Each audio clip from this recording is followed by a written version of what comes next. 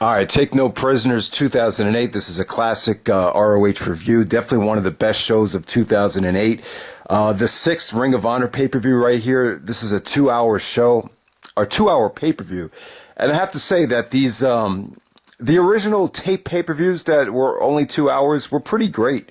You know, the crowds were always hot. The editing was good because they tightened everything up. The matches were, not a lot of these matches got too much time, but the shows just flowed really well. And, keeping it at 2 hours, they just flew by. So I really loved the 2-hour pay-per-views, but there is some gripes that people had with them. I know Gabe Sapolsky never felt like he found his rhythm with them as far as the booking goes. But yeah, Take No Prisoners 2008, this really symbolizes what 2008 was all about in Ring of Honor. When I think of 2008 in ROH, you think of Tyler Black, Jimmy Jacobs, and the Age of the Fall. That they really gave this year their own identity. You can see these guys on the cover right here. With Lacey and the Necro Butcher. So, I wasn't a huge fan of the Age of the Fall stable. Some people thought they were full of shit, spreading their messages and a little bit too preachy, some would say, especially Jimmy Jacobs. But, they kind of brought this gothic persona to the Ring of Honor, and I thought it worked really well, especially with Tyler Black at that time. So I just like, Black as a heel, because Black was kind of like, he was kind of like a follower of all this stuff with Jimmy Jacobs, but then when he got in the ring, he was as good as anybody. So yeah, definitely, this is definitely a great show right here. Great, arguably probably one of the greatest double main events in Ring of Honor history right here. So first match of the night, 4-corner survival. You have Go Shiozaki, Claudio Castagnoli, Tyler Black, and Delirious. And the winner of this match actually gets a title shot against Nigel McGuinness in the main event. And this is what really brought, this is what really made the pay-per-view unique. Because, when Tyler Black and Nigel McGuinness was getting these rave reviews, it was shocking because, they didn't promote Tyler Black and Nigel. You didn't know who was going to win the 4-corner survival. So there was all these, there wasn't a lot of expectations. And then you kind of had to wait forever to see Tyler and Nigel, because I don't think this aired on pay-per-view until I believe it was May 31st, 2008. So you had to wait about, 2.5 months, just to see this match if you didn't see it live. So it definitely had a lot of expectations. And, this 4-corner survival match, really good stuff, just a hot crowd, they kept it short, but, they didn't let you breathe. Delirious was going crazy. Go Shiozaki had some nice, double team moves. Tyler Black actually wins the match with a Phoenix Splash on Delirious, to give him some momentum. So from there, they have these Age of the Fall segments between all the matches with Jimmy Jacobs, Zach Gowen. You guys might remember from the WWE, he had a prosthetic leg. There was actually another female from the Age of the Fall. So Jacobs is cutting these inspirational promos about how, Tyler Black winning the ROH title will give the Age of the Fall a better platform to showcase their message. So you had that going on between each and every match. So from there, you had Roderick Strong versus Kevin Steen. No storylines here. There really wasn't much of a story to it other than this Strong versus Steen. Arguably the best match these two guys have had together. There's not a lot of history between Roderick and Kevin Steen. I believe Roderick actually faced Kevin Steen when Kevin Steen was champion at one show in 2012. But at this point right here, Roderick is on the verge of turning babyface. He's still the leader of the No Remorse Corps, and Kevin Steen is still in the Steen and Generico tag team. So it was kind of surprising that, Roderick actually lost this match. Obviously they had given up on Roderick as a heel. I remember Gabe Sapolsky saying that, he was just kind of disappointed that Roderick, couldn't stay over as a heel. But, the chemistry between Steen and Strong, really good stuff, man. Steen likes to make fun of Roderick. If you watch some of the PWG shows on commentary, Steen is always making fun of Roderick's voice and his accent. He's like, hey bro. You guys have seen that before. So Kevin does a good impersonation of Roderick Strong, and this match, they kept it short, very hard hitting, very stiff. You could feel each and every move. Crowd was really into it. They didn't, there wasn't a dull moment here. you know, you would expect with a match like Steen and Strong, it'd be a little bit more methodical than what they gave us here. But, you know, great super kicks from Roderick. You know, Kevin actually hit the package pile driver to get the victory. But this is good stuff, man. For the amount of time that they went, they didn't let you breathe. Each and every moment was great. This might have been their best work together. I really think it was. But, you have two former ROH world champions here, but, there's just not a lot of history between Steen and Strong when you think about it. So from there, we have the Briscoes taking on the Age of the Fall in a Philadelphia street fight. Yeah, so this show is in Philly, which is really interesting because of how the crowd reacted in the main event. But the Briscoes and the Age of the Fall. I mean, I can't tell you how many times they've wrestled. If you watch, Ring of Honor, late 2007 going into early 2008, there just must have been a Briscoes and Age of the Fall brawl, like on maybe like every other show. So, a lot of people kind of got burned out by these matches. They're just kind of garbage brawls. But, this one was pretty good, though. The Philadelphia fans were pretty invested in it. They for a lot of the bumps and a lot of the spots, the crowd was really into it. Mark was actually busted open from the head. There was a huge gash where he probably needed stitches, bleeding from the head. That was pretty crazy. A lot of chair spots. This was actually the Necro Butcher and Joey Matthews representing the Age of the Fall. You guys remember Joey Matthews was in Eminem. He had some painkiller problems, I believe, maybe some drug issues. So that's why he kind of fit in Age of the Fall. And then the Necro Butcher, this is what he does. You guys saw him in the movie The Wrestler. This is how he makes his living. The CZW hardcore-like type matches. But, yeah, man, I mean, this is probably one of the better brawls these two teams have had. There was actually a memorable spot with Mark Briscoe doing a splash off the top of the scaffold through the table on Necro Butcher, which is pretty crazy. And yeah, man, so Briscoes and Age of the Fall, good stuff right here.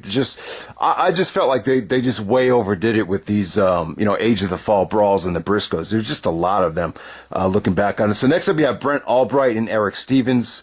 So Larry Sweeney was actually trying to buy Ring of Honor, and then he said that he was gonna make everyone stars and then sell them up the river to Vince. I don't know what river he's talking about, but yeah, that was the Sweet and Sour stable. Larry Sweeney, who was an awesome manager at the time.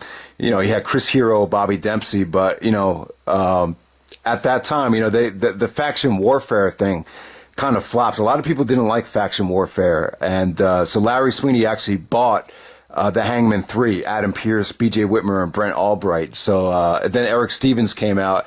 So Erick Stevens is trying to be like the lone baby face, trying to take on, Sweet and Sour by himself. So he faces Brent Albright. This is probably the worst match of the night. This was just done for storyline purposes, and they started building Albright up. Eventually, they were going to have a big match between Albright and Adam Pearce, during the summertime. So this is just about building towards that. So next up, we go back to Supercard of Honor 3. We have the ROH World Tag Team title match. We have the No Remorse Core, Davey Richards and Rocky Romero, the champions, taking on the Vulture Squad of Ruckus and Jigsaw. And it's funny, they actually taped this match at Supercard of Honor 3. The reason I'm assuming is because Rocky Romero was probably booked somewhere else for Take No Prisoners. So they that's probably why they taped. They probably wanted the tag team titles to be defended on pay-per-view. So they taped this match at Supercard of Honor 3. And, watching this match, the crowd might have been hotter for this match than any match at Supercard of Honor 3. I mean, they were just going crazy here, man. They were just really into this.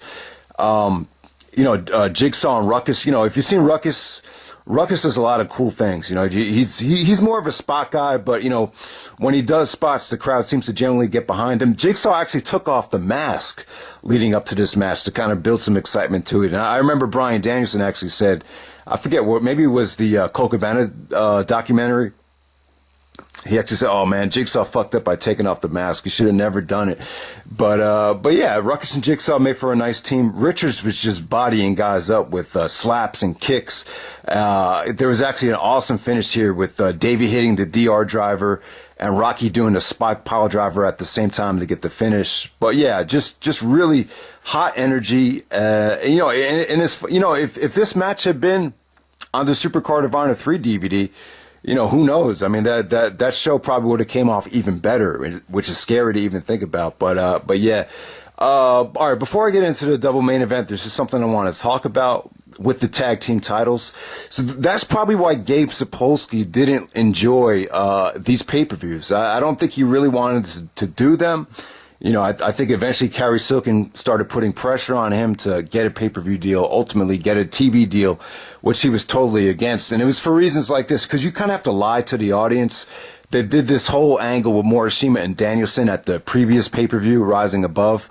And they explained that, Morishima will be suspended for attacking Bryce Remsburg, the referee, which is just a total lie, because everyone that followed Ring of Honor, on the message boards and, on the website knew that the Morishima agreement with Noah was only a 2007 agreement. And so you basically lying to the audience by saying, oh, Morishima's suspended, so you won't be seeing him on pay-per-view anytime soon. And then all of a sudden, you have to explain like title changes.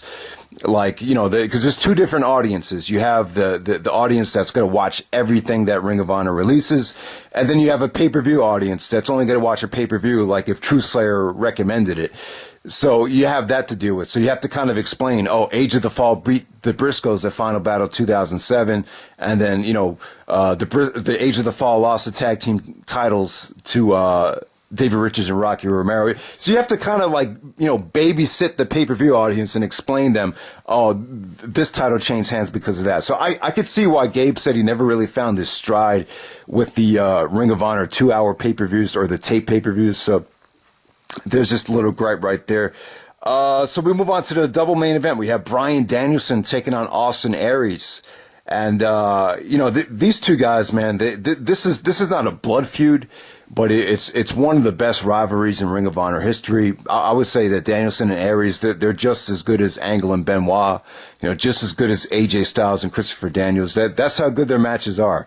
This match is just as good as anything they've ever done. Some people will probably say their best work was Survival of the Fittest 2004. They kind of wrestled 20 minutes in that Survival of the Fittest finals there. So that's probably their most memorable work. But yeah, man, the attraction to this one right here is this is the first time you would see them wrestle on pay-per-view. They had just done a best out of 3 at the end of 2007, which Aries actually won 2 out of 3. And, this was just a nice way for Danielson to, even up the score. And, Danielson would, build momentum heading into his next title shot eventually against Nigel McGuinness down the road. But yeah, man, but these two guys, if you want to learn how to become a professional wrestler, I can't think of a better combination than guys to watch from, than Bryan Danielson and Austin Aries. Even Bryan and Nigel, probably more of a blood feud, more of a personal feud than these two guys. These two guys are just strictly about competition. So you had great chain wrestling here. It's a great combination of technical wizardry and athleticism. These two guys seem to combine it, maybe even better than anyone I've seen in the business. So you just had great, Aries going for the horns of Aries or the last chancery, and then Danielson countering that out, and then Danielson actually made Aries tap out with an armbar, just kind of wrenching back on the arm to make Aries tap out. So the submission came off great. And just felt very competitive. And, it's pretty much just as good as any Aries Danielson match, you've ever seen. So thumbs up there. Just great stuff. Then the main event for the ROH World title, you have Nigel McGuinness taking on Tyler Black. And, this is interesting right here because, it's a heel versus heel match. Obviously Tyler is part of the biggest heel group in Ring of Honor at the time. But he's basically playing a babyface. Nigel is at his all-time hated. He's hated probably higher than he ever was in this match as far as the Nigel McGuinness hate goes. And it's funny, whoever the ROH World Champion was back then, they would always take a lot of criticism. They were under a microscope. So to me, like when I look back at 2008, the biggest feud that Nigel had was with the fans. You know, he would just cut these promos on the video wires about how, you know, the Ring of Honor fans were smart marks and they think they know it all. And he would actually prove it that, you know, the Ring of Honor fans are always spoiled, always bitching. Aren't these the same fans that said Bryan Danielson had no charisma? Aren't these the same fans that said Morishima was a bad champion? And then he would actually go back and actually prove them wrong by just saying, you know, that wasn't the case because Dragon was a great champion. Morishima ended up being a great champion. So what's the fucking problem? And, you know, Nigel just had these great promos just, you know, ripping fans apart. I mean, and there was a lot of hate too. I mean, I was at shows where you had, you know, 4 or 5 people just chanting, "Fuck you, Nigel." And, yeah, so the whole Nigel McGuinness thing and the fans was definitely a unique connection. And, you know, this whole Nigel title reign was so good looking back on it. You know, from 2007 to early 2009, it was long. And, you know, he really had a great talent pool to work with. And, you know, this was probably his most memorable match right here. You know, I probably liked the match with Aries a little bit better from Supercard of Honor and Rising Above. But when you look back at 2008, this might have been, you know, the match you think of Nigel for. And this is how you create a new star. This is why I love Gabe Sapolsky, man. He went out of his way, and you know, no matter how big, you know, Seth Rollins gets into WWE, to me, this is always going to be the match that defined his career, no matter what he does, even more so than winning the title or anything he did out there in the WWE so far. This is the match you need to see if you're a Seth Rollins fan, and it's that good. So Nigel basically plays a heel the whole match. You know, throwing lariat after lariat. But, you know, Tyler Black just played a babyface. So this is Philadelphia right here. To me, Philadelphia, they're a tough crowd, like I said in the Battleground review. They're probably the toughest crowd to please. But if you give them something fresh, something unique, something where they can't really feel is predictable, they'll be as hot as any crowd in the business. And, you know, Tyler Black just started hitting some great offensive moves, and the fans really started to think he had a chance. He hit he hit a paroxysm and then a TKO to get a nice near fall. What else did he hit here? Just, went for the Phoenix Splash, actually missed, and then, you know, Nigel starts just ramming out a million lariats, and the crowd bought into each and every one of them. And, yeah, man, so just, the God's Last Gift Spot, that was another, you know, the crowd really thought Tyler Black had a chance. And, you know, just from doing just his basic moveset. And, you know, the Ring of Honor didn't really build up a lot of these finishers as finishers, but they really thought that, you know, Black had a chance of, you know, taking this thing. But, yeah, man, so just like I said, you know, Black just kicked out of everything. And, eventually, Nigel made him tap out with the London Dungeon, which was an awesome submission. It's a great submission because you could do a lot of beautiful counters as far as pinning predicaments out of the London Dungeon. And you know, Black actually hit a nice near fall after rolling Nigel up after a counter to the London Dungeon. So that was really cool. But eventually he made him tap out, and finish came off great. This is just a great example of a heel just getting heat for winning. And you'll see at Death Before Dishonor 6, they played off of this match beautiful, and this just really made Nigel McGuinness that unstoppable heel. And, you know, after seeing this match, you know, Final Battle 2008, it should have been Nigel and Tyler Black. It would have been just such a perfect way to end this year off, like which was originally planned had they not made the booking change. But yeah, guys, that's pretty much it. That's Take No Prisoners 2008. Awesome Ring of Honor show right here. Just had to talk about it. Death Before Dishonor 6. That'll be the next classic ROH review. All right, guys, take care.